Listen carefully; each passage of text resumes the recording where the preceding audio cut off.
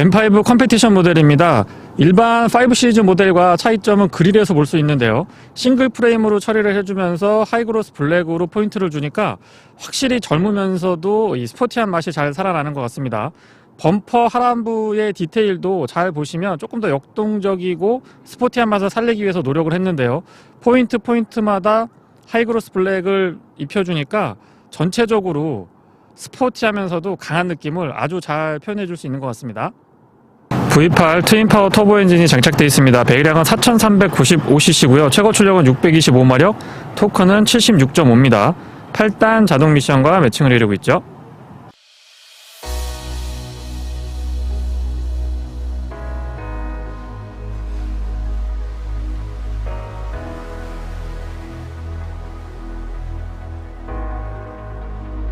외관에서 일반 모델하고 크게 차이가 나지 않기 때문에 저는 더 매력적이라고 생각을 하는데요. 일반 모델하고 확연하게 다른 뭔가 이 1억하고도 6천만 원 이상을 지불해야 되기 때문에 지불한 만큼의 이 차별화를 느끼려고 하시는 분들한테는 조금 거리가 있는 차량일 수도 있겠죠. 하지만 자세히 살펴보시면 본닛 위의 주름도 굉장히 공격적인 걸 보실 수가 있고요. 앰비언트 라이트는 크러치 패드 중앙에 두 줄로 간격을 조금 주고 진하고 흐린 게 아래 위로 쭉 이어집니다. 도어 쪽까지도 연장선이 아주 자연스럽고요. 스피커가 도어 쪽에 2개 달려 있는데 그 부분 트위터 쪽에도 있고, 물론 뒷좌석 도어에도 같은 형태로 적용되어 있고요. DRL만 켰을 때는 생각보다 밝진 않은 것 같고요. BMW의 레이저 LED는 지금 보시는 것처럼 광원의 폭과 직진성이 하향등을 켰을 때도 굉장히 뛰어난 편에 속하고요. 상하향의 폭도 제법 있는 편이고, 많은 분들이 이 레이저 600m 가시거리 확보한다고 하는 부분이 차량이 정차해 있을 때도 작동하는 걸로 알고 있는데 그렇지는 않고요. 일정 조건이 맞아야지만 작동이 가능합니다. 일단 광원의 폭과 직진성 좋은 편이고 백색광에 가깝습니다. 자연광보다는 백색광에 가깝습니다. BMW 레이저 라이트는 조건이 맞아야 되는데요. 일단 시속 60km 이상이어야 되고 지금처럼 하이빔 어시스트 기능을 활성화시켰을 때 움직여줍니다. 상향하고 하향, 운전석, 조수석 각각 개별 컨트롤을 해주고 있고, 앞에서 마주오는 광량이 있을 때에는 작동을 하지 않지만 지금처럼 선행하고 있는 차량의 후미등에서 느끼는 광량 정도로는 알아서 그때그때 잘 맞춰주기 때문에 굉장히 꾸준하게 좋은 시야를 잘 확보해주고 있습니다. 3차선에 2차선으로 제가 주행하고 있는데 1차선 바깥쪽 부분, 3차선 바깥쪽 부분까지 또렷하게 보일 정도로 아주 광원의 폭과 직진성이 좋은 편이고요. 레이저 라이트 작동하는 부분 다시 한번 보여드릴 텐데요. 자, 이제 가로등이 없는 곳으로 차량이 진입을 합니다. 하이빔 어시스트 켜져 있는 상태고 시속 60km 이상을 유지를 하면 지금처럼 작동을 하고요. 이 정도가 지금 한 500에서 400m 정도 쭉 뻗어나가는 느낌이 전달이 됩니다. 3차선 도로에서 제가 3차선 가장 끝으로 달리고 있는데 1차선까지도 훤히 보이고요. 중간중간에 이 표지판 같은 것들도 굉장히 또렷하게 잘 보입니다. 평상시에 다니던 도로인데 이렇게 표지판이 많았나 싶을 정도로 아주 또렷하게 잘 보여주니까 야간에 안전운전 시야는 정말 탁월한 것 같습니다. 비싼 값을 하는 것 같아요. 지금도 영상으로 전달이 충분히 될 것 같은데 어떠실지 모르겠어요. 이 직진성 같은 것들이나 광원의 폭이 정말 뛰어나거든요. DRL이 2개로 나눠져 있는데 한쪽은 DRL 역할만 해주고 있고 한쪽은 방향지시 등도 같이 번갈아서 동작을 해주고 있습니다. 위쪽에 푸른색 띠가 둘려 있어서 멀리서 보더라도 레이저 라이트를 확인할 수가 있고요. 아웃사이드 미러 커버에도 LED 타입으로 방향지시 등 있지 않았습니다. 아래쪽에 잔상 같은 것들도 거의 거슬리지 않고요. 실내에서 보면은 이 정도부터 시야각이 들어오는데 굉장히 밝고 또렷합니다. 특히나 이 테두리 부분이 보통 흐릿하게 처리가 되기 쉬운데 그런 부분까지도 아주 밝고 또렷하게 잘 처리해주고 있습니다. 이 정도 각도에서 보면 BMW 레이저 LED가 어느 정도의 광원의 폭과 직진성을 확보해주는지 확인이 가능하시겠죠? 브레이크 등과 방향지시 등 번호판 보조 등까지 모두 다 LED 구성입니다. 깔끔하죠? 측면부 바디라인은 언뜻 보면은 일반 모델과 크게 차이가 없는 것처럼 보이지만 포인트마다 차에 관심이 많은 분이라고 하시면 금방 M5의 차별화된 모습들을 알아차릴 수가 있습니다. 일단 포인트마다 하이그로스 블랙을 처리를 해줬고요. 휠도 디자인도 다르고 아웃사이드 미러 커버도 다르게 준비가 되어 있습니다. 휠 타이어는 20인치인데요. 앞뒤 타이어 사이즈가 다릅니다. 앞쪽은 275 3520이고 뒤쪽은 285 3520입니다. 타이어는 미쉐린 파일럿 스포츠 4S가 적용되어 있고요. 앞쪽 핸들 측면에 M5 컴페티션이라고 레터링이 되어 있고 포인트가 주어져 있습니다. 바깥쪽에 미러 커버가 일반 모델하고 조금 달리 구성이 되어 있고요. 뒤쪽으로 넘어가는 유리 부분 몰딩도 하이그로스 블랙으로 같이 단일화된 모습을 잘 보여주고 있어서 전체적으로 강한 느낌, 일반 모델하고 좀 차별화되는 포인트라고 생각을 합니다. 루프는 카본으로 처리되어 있습니다. 주유구는 푸시 타입이고요. 캡을 많이 돌리지 않아도 되기 때문에 사용할 때 편리하죠. 외관에서 좀 과격하게 사이드 스커트 같은 거 가져갈 걸로 예상을 했었는데 차분한 모습이죠. 별로 그렇게 바깥쪽으로 티를 많이 안 내려고 하는 그런 모습도 있습니다. 후측면 디자인은 5 시리즈가 페이스리프트를 하면서 헤드램프의 DRL이 각지게 나오기 시작했고요. 테일램프가 굉장히 입체감이 좋습니다. 그래서 낮에 보든 밤에 보든 훨씬 더 이 젊은 느낌, 역동적인 느낌들은 다른 모델하고 같이 가져가고 있는 것 같고요. 후면부 디자인은 M5라고 역시 하이그로스 블랙으로 처리가 되어 있는 레터링이 다르고요. 하단부의 디퓨저가 여기는 좀 우락부락하고 궁극적인 느낌들을 잘 담아주고 있습니다. 힘이 어마어마하지요. 그래서 듀얼 더블 타입으로 머플러 직관으로 쫙 뽑혀 있고요. 디퓨저도 공격적이고 좀 달리는 차량이다라는 거를 이 뒤쪽에서는 좀 표시를 하려고 한 것 같습니다.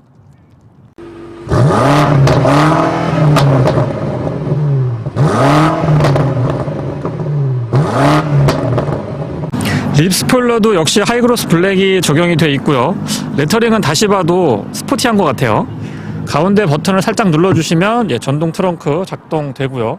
안쪽의 공간은 그냥 일반적인 정도라고 생각을 합니다. 그렇게 좁지도 넓지도 않은데 굳이 말씀을 드리자면은 약간 좀 더 넓었으면 하는 아쉬움이 있는 건 맞습니다. 등받이 뒤쪽, 2열 시트의 등받이 뒤쪽은 여기에서 이렇게 잡아 당기시면은 접어서 길게 긴 짐 같은 거, 큰 짐 같은 거 넣고 다니실 수가 있고요. 측면이 약간 파여있기 때문에 커버링이 좋긴 합니다. 근데 파여있기 때문에 그나마 공간의 활용도를 조금 더 높일 수 있는 그런 장점이 있습니다. 요런데 이렇게 고리 같은 것도 센스있게 잘 만들어 놨고요. 측면에도 금을 준비를 해놔서 요 공간도 조금 더 사용할 수 있고, 커버 들어 올리면 요 아래쪽에도 공간이 조금 있습니다. 그리고 여기에는 차량의 공구 같은 것들 딱 담아서 깔끔하게 패키징 해놔서 사용하기 편리하고 보관도 좋게 되어 있습니다. 요런데 패키징도 꼼꼼하죠. 버튼 눌러주시면 전동 트렁크 닫으실 수가 있습니다. 안쪽에 손잡이 같은 것들도 잘 좀 만들어 놨어요. 소음도 별로 없고 빠르게 동작하는 편입니다. 스마트키는 일반 5 시리즈랑 같고요. 측면에 보시면은 BMW M의 색띠가 적용되어 있습니다. 그립 좋고 약간의 무게감이 있어서 사용하기에 불편함은 없습니다. 바깥쪽 도어 핸들의 스마트키 버튼은 센서 형태로 준비가 되어 있는데요. 자세히 보시면 이 위쪽에 이렇게 표시가 되어 있는데 앞쪽 그리고 뒤쪽에 모두 다 적용이 되어 있습니다. 달리는 차량이지만 차량 가격이 있으니까 소프트 크로징, 고스트 크로징 도어도 적용이 되어 있고요. 도어 자체는 많이 두껍다라는 느낌보다는 딱 필요한 정도의 두께를 확보하고 있는 것 같습니다. 실내 느낌은 시트에서 시트가 일반 시트랑 다르게 달리기 위한 버켓 타입으로 준비가 되어 있고, 버켓인데도 통풍하고 열선 각각 3단으로 조절되고 편안합니다. 그리고 소소한 포인트지만 헤드레스트가 이렇게 분리형으로 움직일 수 있도록 준비해 놨고, 여기에 이렇게 M5라고 레터링이 되어 있고 조명도 있지 않았습니다. 도어 쪽부터 설명을 좀 들어보면은요, 사운드 시스템은 BMW 채택해 주고 있습니다. 낮에도 보일 정도로 앰비언트 라이트는 선명한 편이고요. 이런 패턴 같은 것들이나 재질도 만져보면 스포티합니다. 도어 핸들 바로 앞쪽으로 락 언락키 준비되어 있고요. 시트 메모리는 2개까지 가능하고요. 윈도우 컨트롤은 올 오토 타입이고, 뒤쪽에 뒷유리의 선쉐이드는 전동으로 조절이 가능하고요. 아래쪽에도 스피커가 있죠. 맥포켓은 각도나 특히 이제 페트병 넣는 곳하고 일반 이 수납하는 곳하고 분리를 해놔서 사용하기에 조금 더 편리했던 것 같습니다. 앞쪽으로 전동 트렁크 버튼 준비가 되어 있고요. 그러니까 잡아 당기시면 돼요. 플레이트도 좀 독특하게 되어 있는데 M5 컴페티션이라고 되어 있고 조명도 있지 않았습니다. 시트는 날개 부분이 굉장히 많이 올라와 있기 때문에 몸을 잘 잡아주고요. 특히 안장도 안장이지만 등받이 보시면 위쪽까지 이렇게 딱 돋아 있기 때문에 아주 몸을 잘 잡아줍니다. 소위 말해서 그 잡아 돌릴 때 몸이 거의 움직이지 않을 정도로 잘 잡아주고요. 그러면서도 편안했어요. 보통 벗기 시트가 좀 불편한데 잘 잡아주면서도 편안했다라는 점 말씀을 좀 드려보고요. 앞쪽에 날개 조절도 조임 조절이 가능하고요. 안장도 이렇게 길이 조절 모두 다 전동으로 지원을 해주고 있습니다. 기본적인 전동 기능 해주고 있고, 이 상단도 이렇게 꺾이거든요. 그러니까 각도가 이렇게 꺾이고 요 윗부분만 이렇게 더 꺾어지기 때문에 훨씬 더 몸에 착 맞게 세팅을 하실 수가 있습니다. 센터 터널 측면은 이렇게 스티치 같은 거 적용을 해 놨고요. 오르간 타입의 페달이고 고무랑 금속 재질을 적당히 섞어 놨기 때문에 스포티한 맛 잘 살려주고 있습니다. 레버는 2번 잡아당기시면 앞쪽에서 별도의 조작 없이 본닛을 오픈하실 수가 있고요. 소소한 부분이지만 잡아당겨 보면 이 안쪽에 수납도 준비를 잘 해놨습니다. 틸팅 앤 텔레스코픽은 전동으로 포일 타입으로 지원을 해주고 있고요. 이렇게 움직이고 로터리 스위치네요. 조명이 버튼으로 다 최근에는 이제 바뀌고 있는데 로터리 스위치입니다. 제가 개인적으로 좋아하는 타입이죠.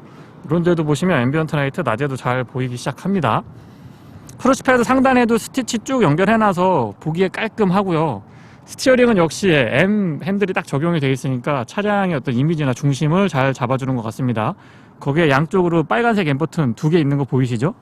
그 다음에 색띠, 이 BMW M의 전통적인 색띠도 이렇게 스티치로 적용을 해주니까 훨씬 더 스포티한 맛을 잘 살려주는 것 같습니다. 아래쪽에 M 로고도 있지 않았고요.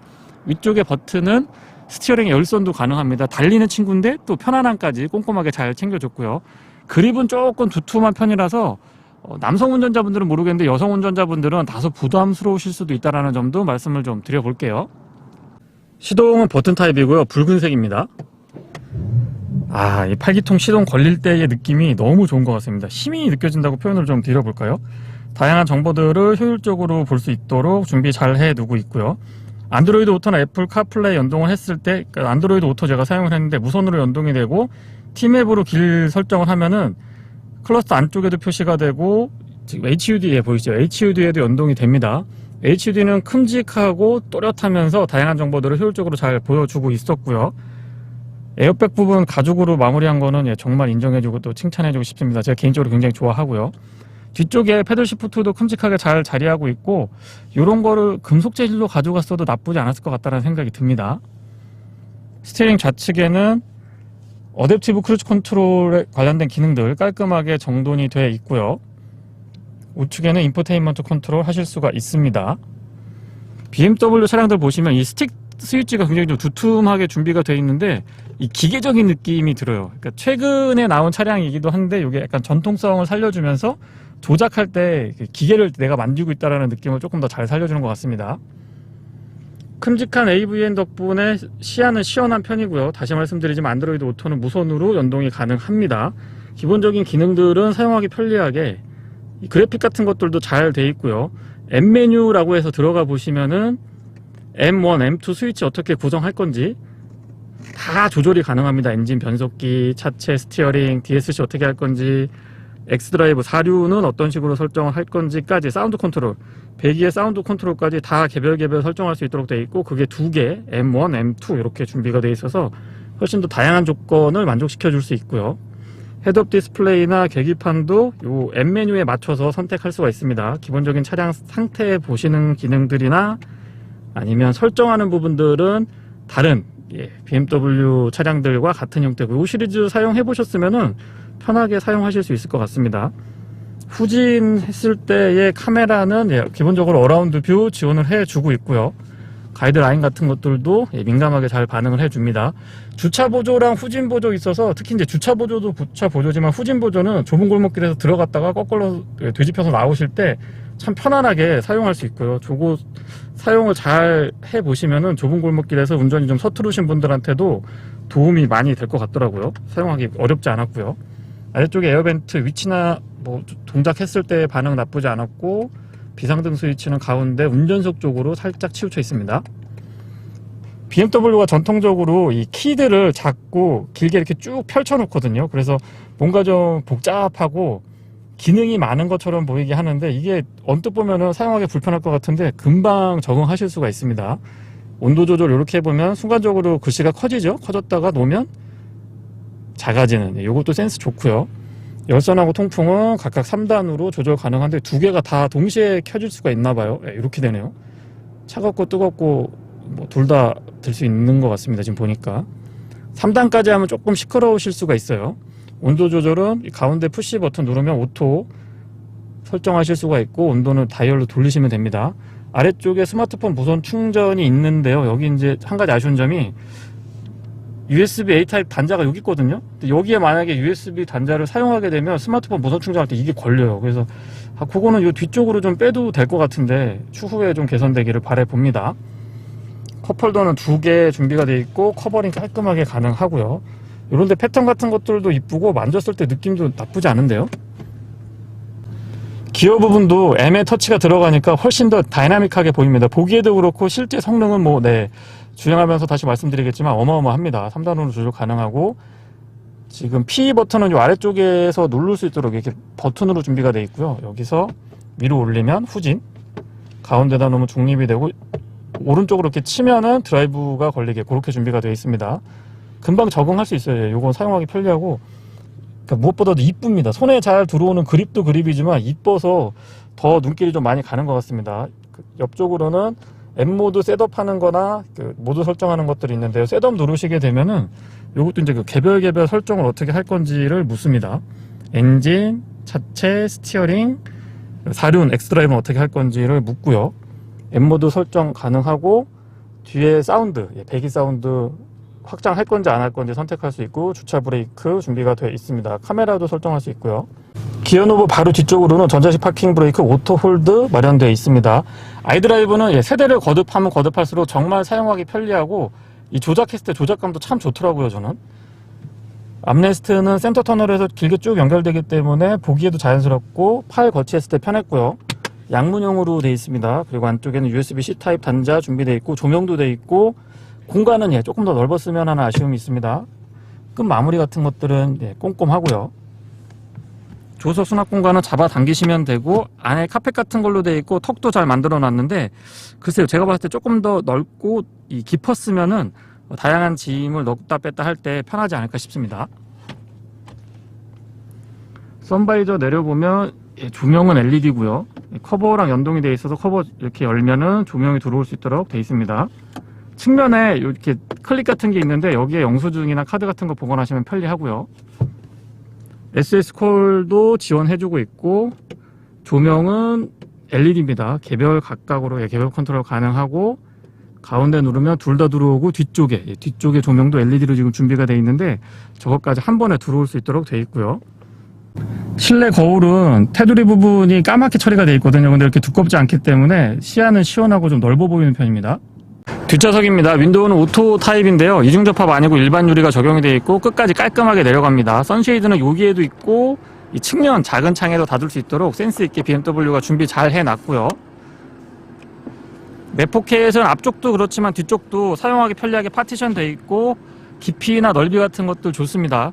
문 열리는 각도는 이렇게 딱 많이 열려서 좋은데, 진입할 때 여기가 조금만 더 넓었으면 좋겠다는 생각도 들고요. 앞쪽에는 M5 컴페티션이라고 되어 있는데, 뒤쪽은 그냥 M이라고만 레터링이 되어 있네요. 발 공간은 의자를 가장 아래로 내려도 비교적 공간은 확보가 되어 있는 편이고요. 가운데 턱이 높기 때문에 성인 남성 3분이 앉으면 가운데 앉으신 분은 여기가 좁죠. 그래서 좀 불편할 수가 있습니다. 헤드레스트는 딱딱하지는 않은데 폭신폭신하거든요. 근데 좀 작기 때문에 체형에 따라서는 그렇게 편하지 않을 수도 있고요. ISO 픽스는 커버 깔끔하게 되어 있습니다. 소소한 부분이지만 이렇게 안전벨트에 BMW M3색 색띠를 이렇게 딱 적용해 준 것도 센스 좋죠. 암레스트 내려보면 컵홀더가 이렇게 뒤집어지는 형태 이렇게 되어 있고, 텐션이 좋아서 크게 이렇게 잡소리 같은 것들은 나지 않았고요. 뒤쪽에 보관할 수 있는 공간은 없네요. 이게 열릴 줄 알았더니 이건 안 열리고 좀 납작하게 준비가 되어 있고, 앞쪽에 요것만 이렇게 열릴 수 있도록 준비가 되어 있습니다. 에어벤트 준비가 되어 있고요. 물론 가운데도 있지만 측면에 이 기둥 쪽에도 이렇게 준비를 해 놨습니다. 이런 센스는 BMW가 최근에 급격하게 좋아지고 있는 것 같기도 하고요. 포전 컨트롤이 가능하죠. 운전석, 조수석, 그리고 운전석 뒤, 조수석 뒤 각각 온도 설정을 개별적으로 할 수 있는 점도 장점입니다. 바람의 색이라든가 열선, 통풍은 없고 열선만 가능한데, 열선은 3단으로 조절됩니다. 아래쪽에 별도로 수납 공간도 있고, 그 아래쪽에 보시면 12V 파워 아울렛을 갖춰 놨고요. 조금 작게 보이긴 할 거예요. 이쪽에 USB-C 타입으로 충전 단자 2개 챙겨뒀습니다. 실내 분위기 깔끔하고 고급스러운 느낌 좋고요. 소소한 부분이나 위쪽도 실내등 모두 다 LED로 준비를 해놨습니다. 뒤쪽에서 이렇게 보면은 아무래도 시트가 버켓 타입이 딱 들어오다 보니까 조금 뒤에 앉았을 때는 일반 5 시리즈에 비해서는 조금 좁다라는 느낌을 받게 되고요. 운전석 중심으로 깔끔하게 레이아웃 좋습니다. 계속해서 차량을 타보고 주행 소감 이어가 보겠습니다.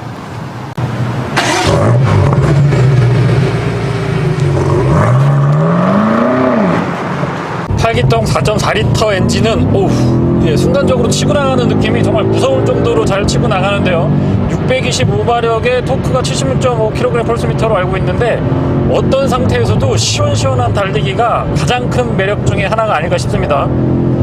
핸들은 저도 모르게 꽉 잡을 수밖에 없는 그런 상황이 펼쳐지는데 킥다운 같은 걸 안 하더라도 정말 순간순간 치고 나가는 이 느낌이 대단한 것 같습니다. 조금 달려봤습니다. 약간 언덕길에서도 전혀 아랑곳하지 않고 끝까지 치고 나가는 느낌이 좋고요. 지금 악셀이 굉장히 많이 남아있는데도 불구하고 힘의 여유가, 폭발적인 힘의 여유가 발끝에서 이 온몸으로 전해지는데 어떻게 표현을 해야 될지 모르겠습니다.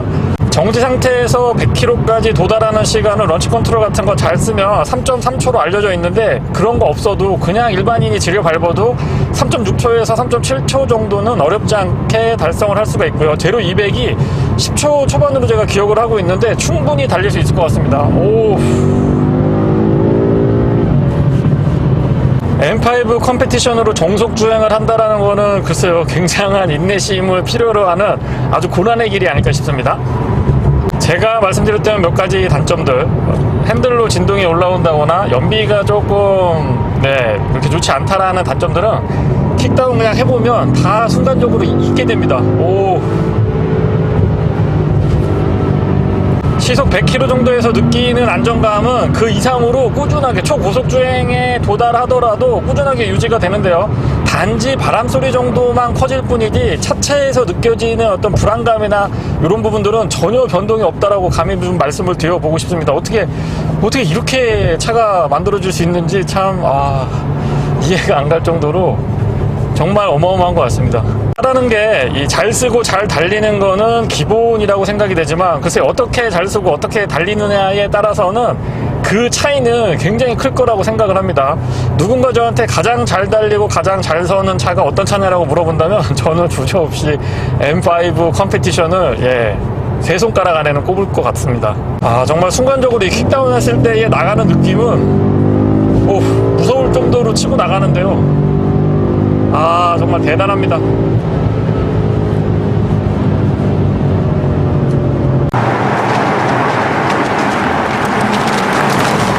M5 컴페티션 같은 슈퍼스포츠 세단을 시승을 해보면 흔히 이제 두 가지 정도 궁금해들 하시고 또 질문도 주시고 저도 좀 말씀을 드려보고 싶은 게 있는데요. 첫 번째는 독일 3사 중에서 어떤 차가 제일 좋냐, 예를 들면 벤츠 E63AMG, 아우디의 RS6, 그리고 제가 지금 시승하고 있는 BMW M5, 이 세 개 되게 많이 비교하시는데 과거에는 특성들이 조금 있었습니다. 예를 들면은 직발은 E63AMG다 뭐 이런 얘기 있고, 코너링에서는 역시 밸런스 측면에서는 M5가 유리하다 이런 얘기가 있는데, 세 차량 모두 다 시승해봤는데 이제는 의미는 없습니다. 뭐가 유리하다, 뭐 어떤 게 더 좋다, 나쁘다, 불리하다 이런 거는 제 기준에서, 일반인인 제 기준에서 타보면 거의 구분하기는 어려울 것 같고요. 그냥 브랜드에 대한 개인적인 선호도, 아니면 내외관 디자인, 본인이 느꼈을 때에 조금 더 스포티한 맛을 더 느끼느냐, 조금 편안함이 더 있느냐, 요런 그 미세한 부분을 가지고 차량을 선택하는 게 맞지, 직발이 더 낫다, 코너링이 더 낫다, 이거는 제가 봤을 때는 이제는 크게 의미가 없지 않느냐라고 생각을 합니다. 그리고 두 번째는 우리나라 뭐 도로망이나 아니면 나라도 국토도 좁은데, 면적도 좁은데 뭐 이런 차 달릴 때가 있냐, 안전속도가 250까지 나가고 클러스터상에 330까지 표시되거든요. 과연 달릴 때가 있냐 이런 얘기 하시는데, 이 차는 제로100이 3초대고요 제로 200이 10초 초반입니다. 다시 말씀드리면 일반적인 차량들이 시속 100km 내는 구간에서 이 차는 200km 이상을 달릴 수가 있습니다. 그래서 마음 먹고 내가 좀 달리겠다라고 하면 국내 도로 여건에서도 어느 정도까지는 즐기실 수는 있습니다. 다만 이제 좀 위험하긴 하죠. 안전이 답보된 상태에서 주의가 필요하긴 합니다만은, 어쨌거나 그런 부분들은 성능을 보면 충분히 달리고도 남는다라는 점도 말씀을 좀 드려볼게요. M5 컴페티션 모델을 자동차 전용 도로에서 시승해 보고 있습니다. 글쎄요, 어떻게 이렇게 차를 만들 수 있을까 싶을 정도로 완벽하다는 말을 좀 사용을 해보고 싶은데요. 가속을 할 때의 느낌, 셰시의 전체적인 밸런스, 코너링 할 때 쫀득쫀득하게 붙어나가는 느낌이 정말 이렇게 차를 만들 수도 있구나 라고 하는 생각이 듭니다. 그도 그럴 것이 차량 가격이 1억하고도 6천만 원을 훌쩍 넘어서는데요. 어쨌거나 굉장히 부담스러운 가격인 거는 맞지만 하나의 차량에서 세단에서 편안한 세단과 스포츠카가 공존할 수 있는 굉장히 매력적인 차량이라서 많은 남성분들, 특히 이제 아이 키우는 집의 가장들한테 대표적인 드림카 중에 하나가 바로 이 M5 모델이 아닐까 싶고요. 사운드 시스템은 BMW인데요. 잠깐 한번 들어볼까요?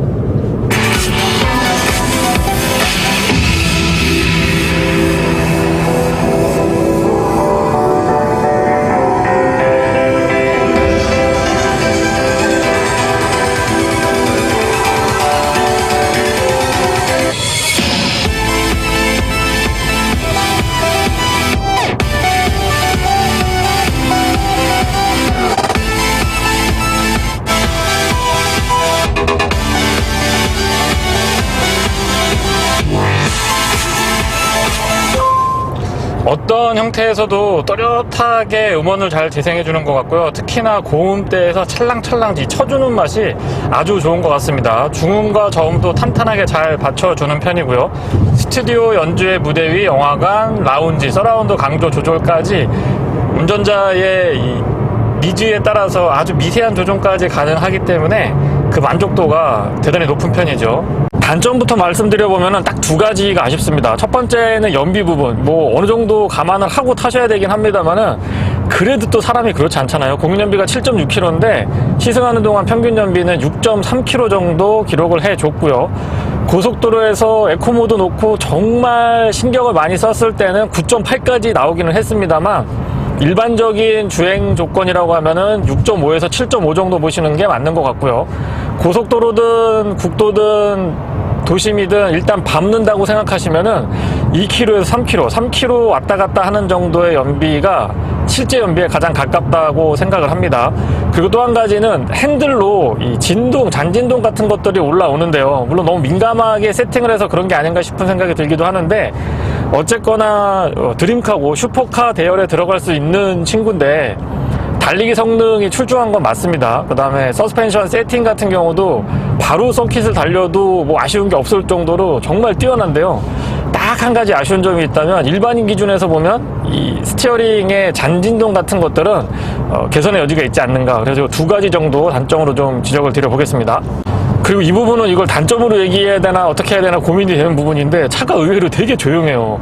8기통 트윈스크롤 터보 엔진 같은 경우는 괄괄하게 돌아가면서 이 엔진 회전 질감 같은 경우 운전자한테 전달이 잘 되는 편인데 문제까지는 아니고 조금 아쉬운 점이 뒤쪽에 배기가 듀얼 더블 타입으로 직관형으로 뽑혀 있거든요. 밖에서 들어보면 꽤나 괄괄한데 실내가 이중접합 차음유리도 아닌데 정말 조용한 편에 속합니다. 거기다 광폭 타이어인데도 노면 소음도 그렇게 거슬리지 않고요. 더더군다나 이 뒤쪽에서 중저음으로 깔리는 배기음이 많이 톤 다운돼서 운전자한테 전달이 되기 때문에 여기 부스트 기능이 있기는 해요. 이 배기음을 조금 더 괄괄하게 낼 수 있는 걸 기능적으로 선택할 수 있게 준비가 되어 있는데도 불구하고 네, 그렇게 크게 지금 차량 달리는 거 제가 킥다운 같은 거 해볼 때 잘 들어보시면 생각보다 배기음은 많이 전달이 안 됩니다. 그래서 그런 부분들은 어차피 달리는 차고 좀 스포티한 맛을 잘 즐기기 위한 차인데 조금 더 과감하게 세팅을 했어도 되지 않았을까라는 생각도 해보고 있고요. 안드로이드 오토가 무선으로 연동이 되는데요. 연동이 됐을 때 T맵을 사용을 하면 지금 화면에 잡힐 것 같기는 한데 클러스터 안쪽에도 이 메시지를 보여줍니다. 길 안내 메시지를 보여주고 앞쪽에 보이는 헤드업 디스플레이에도 큼직하게 길 안내를 해주기 때문에 안전운전에 도움도 되고 또 초행길에 길 찾으실 때 어려움 없이 아주 잘 이용할 수가 있다는 점도 장점이고요. 순정 내비게이션에서도 같은 형태로 표시는 해줍니다. 어댑티브 크루즈 컨트롤은 드라이빙 어시스트라고 하는 패키지로 묶여 있는데요. 스티어링의 보조 기능하고 앞차와의 거리 조절하는 부분이 연동되어 있습니다. 그래서 꽤나 민감하게 작동을 해주고요. 앞차와의 거리 조절은 하나, 둘, 셋, 네 단계로 조절이 가능한데 단계마다 정확하게 간격이 유지되는 느낌들은 역시 좀 기계적인 부분에서 우위를 점하고 있는 BMW다운 모습이 아닌가 싶고요. 중간에 차가 끼어들었을 때도 매끈하게 그리고 스무스하게 대응을 잘 해주니까 불안하거나 불편한 느낌도 크지 않았습니다. 브레이크는 세라믹 브레이크인데요. 처음에 적응하는데 조금 시간이 필요하긴 합니다. 일반적인 브레이크를 밟듯이 조작을 하게 되면은 앞으로 꽂히는 듯한 느낌이 들거든요. 그래서 약간 말 타는 듯한 그런 이 승차감을 전달을 해주기도 하는데, 그런 부분들은 운전하시는 분이 빠르게 좀 적응을 하셔야 되는 포인트이기도 합니다. 어쨌거나 브레이크의 담력은 초반부터 그냥 꽂히는 듯한 느낌, 어떤 상태에서도 바로 제동이 이어질 수 있도록 든든한 맛을 잘 구현을 해줬고요. 반복해서 풀브레이킹 테스트 같은 거 해봐도 참 일정하게 균일하게 차량을 멈춰준다라는 느낌이 든든하더라고요. 다른 것보다 이 코너링을 정말 어떻게 이렇게 차량을 세팅을 할 수 있는지 인정해주고 칭찬을 아끼지 않고 싶은데요. 어떤 상황에서도 운전자가 원하는 날카롭고 기민한 핸들링을 정확하게 구현을 해내줍니다. 어떻게 이런 코너링이 가능한지 제가 지금 공도기 때문에 많이 보여드리지는 못하는데요. 서킷에서 이 차 꼭 한번 경험을 해보셨으면은 좋겠다는 이 추천을 좀 드려보고 싶습니다. BMW 드라이빙 센터 영종도에 있는데 가시면 M택시도 있고 M5 시승이 가능한 걸로 제가 알고 있거든요. 물론 이제 비용이 조금 들긴 합니다만은, 와, 진짜 말도 안 되게 차가 돌아나가는데 정말 대단하다라는 말밖에는 제가 설명을 할 수가 없을 것 같아요. 4륜구동 X드라이브도 약간 조절이 가능한데, 기본적으로 글쎄요, 2륜으로 돌렸을 때는 약간 언더 성향이 일어나려고 하다가 여러 가지 전자장비가 또 적극적으로 개입을 합니다. 그런데 전자장비를 완전히 제거를 하게 되면은 뒤가 춤추는 듯한 느낌이 드는데, 그러면서도 안정감이 있습니다. 거기에서 만약에 X드라이브를 2륜이 아니고 4륜으로 전환을 해가지고 AW가 작동하게 한다라고 하면 쫀득쫀득하면서 정말 이거는 언더 같기도 하고 아닌 것 같기도 하고 되게 묘한 그 스티어 반응을 느낄 수가 있기 때문에, 그런 것들은 운전의 재미로 말씀을 좀 드려보고 싶고요. 소소한 부분이지만 제스처 컨트롤 같은 것들이 먹히거든요. 이렇게 볼륨 조절 같은 거 가능하고요. 이런 부분들은 차량의 어떤 재미, 그다음에 편리함을 주는 두 가지 측면에서 괜찮은 옵션이라고 생각을 합니다. 재밌어요. 앞쪽에 더블27, 뒤쪽에 멀티링크 서스펜션 조합의 세단 중에서 거의 최고봉이라고 감히 말씀을 드릴 수 있을 정도로 서스펜션의 느낌, 그리고 핸들링의 묵직하면서도 쫀득하고 코너링을 아주 날카롭고 기민하게 돌아나가는 이런 느낌들은 정말 대단하고 인정해주고 또 칭찬을 아끼지 않고 싶습니다. 계속 주행을 하면서도 어떻게 이런 세팅이 가능한지 모르겠어요. 보통 차가 급차선 변경 같은 거 하면은 약간 이렇게 움직이거든요. 근데 지금 방금 보신 것처럼 그냥 이렇게 좌우로 쓱쓱 움직이는 듯한 느낌이, 정말 제가 설명이 안 되는 것 같아요. 어떻게 이렇게 만들 수 있지? 어떻게 차에서 이런 느낌이 나지? 계속 제가 이 말씀만 드리는데 정말 신기하면서도 매력적인 서스펜션입니다. M모드 버튼을 누르면 클러스터의 디자인이 바뀌고요. 지금 HUD도 화면에 잡힐 것 같기는 한데 여러 가지 설정이 가능합니다. 제가 설정해 놓은 거는 RPM 게이지를 볼 수 있도록 준비를 해놨는데, 이런 그 모드 간의 편차도 비주얼적으로 시각을 자극하는 부분들도 신경을 참 많이 썼다라는 느낌을 받게 됩니다. 드라이브 모드는 크게 이제 4가지 정도 보시면 되는데요. 이피션트, 컴포트, 스포츠 플러스 이렇게 있고, 이것들을 각각 조절이 가능하다라는 거 전달드려 봅니다.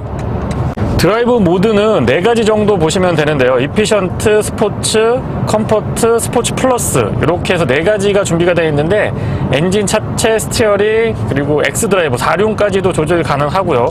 기어도 조금 3단계로 그 격차를 벌려서 조정할 수 있다는 것도 큰 장점이라고 할 수 있습니다. 좀 전에 제가 손으로 제스처를 쓰니까 이 제스처 컨트롤이 작동을 하네요. 스포츠카와 세단 사이에서 고민하는 가장분이 계시다면 이 차 한 대로 2가지를 만족시킬 수 있기 때문에 적극적으로 한번 추천드려보고요.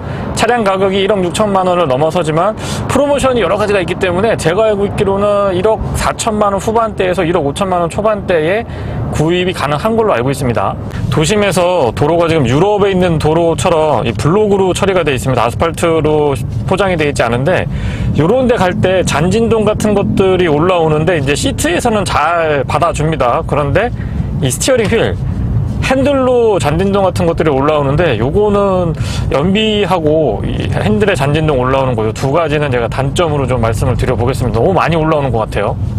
과속 방지 턱 같은 거 넘을 때 이거는 이제 단점이라기보다는 구조적으로 사고가 났기 때문에 굉장히 조심을 하셔야 됩니다. 주의가 좀 많이 필요하죠. 신경을 좀 써야 되죠. 도심주행 연비는 신경을 안 쓰고 다니시면은 한 5.6에서 6.2 정도 보시면 될 것 같고요. 도심에서든 자동차 전용 도로에서든 시원하게 스포츠 모드 놓고 달리시면은 한 2km에서 3km 정도 보시는 게 맞는 것 같습니다.